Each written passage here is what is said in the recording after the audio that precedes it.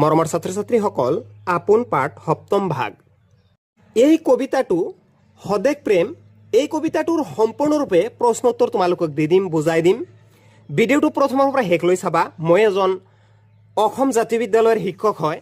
সম্পূৰ্ণৰূপে বিস্তাৰিতভাৱে আলোচনা কৰিম। হাতে লিখা নোটছ তোমালোকক দি দিম। 100ৰ মাজত 100 পাই যাবা, একদম চিধা কথা। 1 নম্বৰ কুৱেশ্যনটো চাই ল'বা। কবিতাটোৰ সাৰাংশ লিখা। কবিতাৰ সাৰাংশ আমি লিখিম। ইয়াত কি কৈছে কবিতাটোৰ সম্পূৰ্ণৰূপে সাৰাংশ মই হাতে লিখা নোটছেৰে তোমালোকক বুজাই দিম। ঠিক আছে? ঠিক আছে, 1 নম্বৰ কুৱেশ্যনৰ উত্তৰটো তোমালোকে চাই লোৱা। এই কবিতাটোৰ কবিয়ে নিজৰ সদেশৰ প্ৰতি গভীৰ প্ৰেম প্ৰকাশ কৰিছে। সদেশ মানুহৰ বাবে অতি আপোন আৰু মৰমৰ ঠাই। নিজ মাটিত জন্ম লোৱাৰ বাবে মানুহে গৌৰৱ অনুভৱ কৰে। আন দেশত থাকিও সদেশক কেতিয়াও পাহৰিব পৰা নাযায়। সদেশৰ মাটি, মানুহ আৰু সংস্কৃতি মনত সজীৱ হৈ থাকে। নিজ দেশৰ নামে মানুহৰ সত্যিকাৰ বা নিজস্ব পৰিচয়।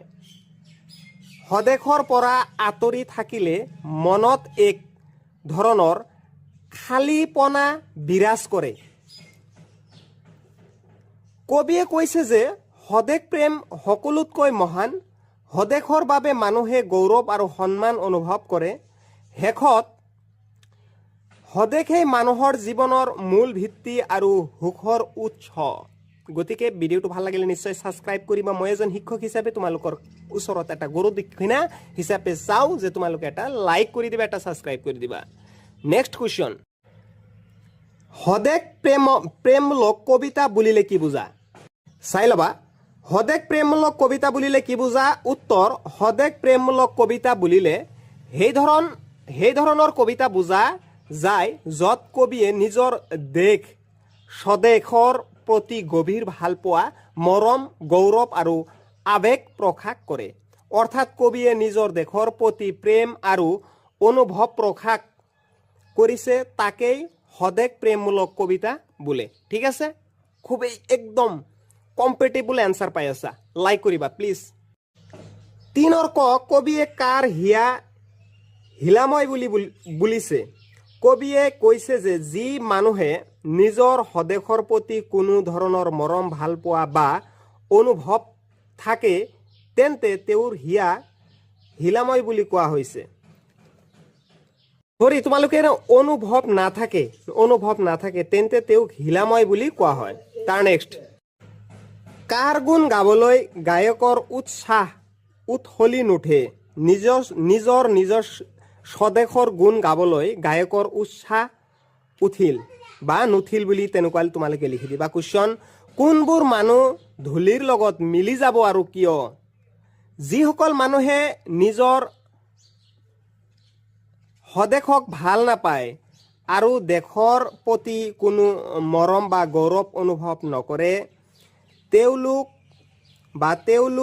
ধূলিৰ লগত মিলি যাব, কাৰণ তেওঁলোকৰ জীৱনত কোনো উচ্চ আদৰ্শ বা মূল্যবোধ নাথাকে। তাৰ নেক্সট, তোমালোকৰ 4 নম্বৰ কুৱেশ্যনটো ভালকৈ পঢ়িবা। মই এনচাৰটো দিছোঁ যাতে ডাঙৰ হৈ নাযায়, তাৰ কাৰণে সৰুকৈ তোমালোকক এইটো দি দিছোঁ, চাই ল'বা। সংগতাই দৰ্শাই ব্যাখ্যা কৰা। ইয়াত তোমালোকে ভালকৈ চাই ল'বা। ইয়াত কবিয়ে কৈছে যে যিসকল মানুহে নিজৰ স্বদেশ ভাল নাপায় তেওঁলোকৰ বাবে কোনেও দুখ নকৰে, তেওঁলোকক সন্মানো নকৰে।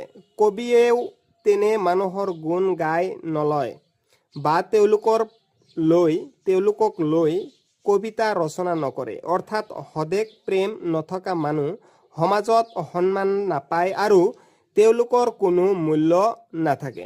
ঠিক আছে?